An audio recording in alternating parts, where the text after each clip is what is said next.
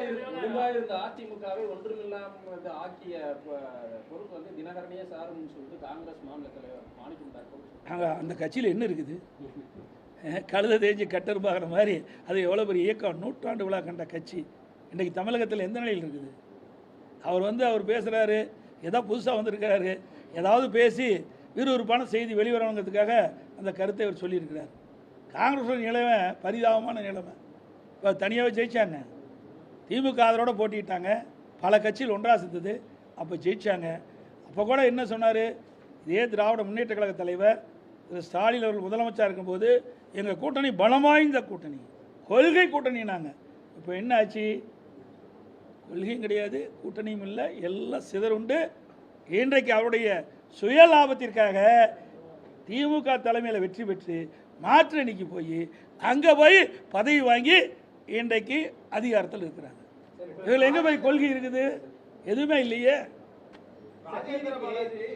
தேர்தல் இருக்கையில இந்த விவசாய கடன் தள்ளுபடி பண்ணு சொன்னாங்க, அதுலயும் பண்ணல. இப்ப காவிரி மேலாண்மை விவகாரத்துல அந்த கர்நாடகாவில் அணையெல்லாம் நிரம்பிருச்சு, ஆனா இது வரைக்கும் தண்ணி திறக்கல. ஆனா இவர் வந்து நான் ஏதோ பேசணும்னு சொல்றாங்க, ஆனா நான் பேசி ரெண்டு தரப்புலையும் சண்டை வரக்கூடாது, பிரச்சனை வரக்கூடாது அப்படின்னு சொன்னா விவசாயிகளுக்கு தண்ணீர் இது வரைக்கும் காவிரி அணையில வரல, டெல்டாவிலையும் ரொம்ப சிரமப்படுறாங்க.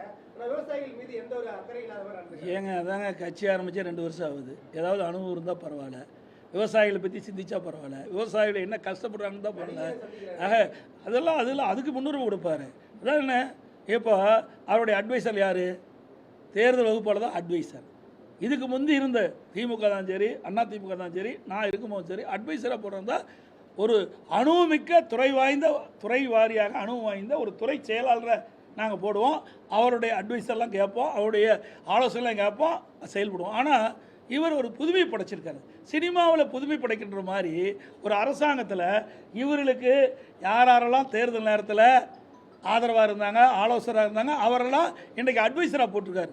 இன்னொன்று வேடிக்கை என்ன, ஜனநாயகம் படத்தினுடைய தயாரிப்பாளரை இன்றைக்கு அவர் வந்து டெல்லி சிறப்பு பிரதியாக போட்டிருக்காரு. அடுத்து இன்னொரு எடிட்டிங்கரை யாரும் ஒருத்தர் போட்டிருக்கான்னு எனக்கு வந்த தகவல்.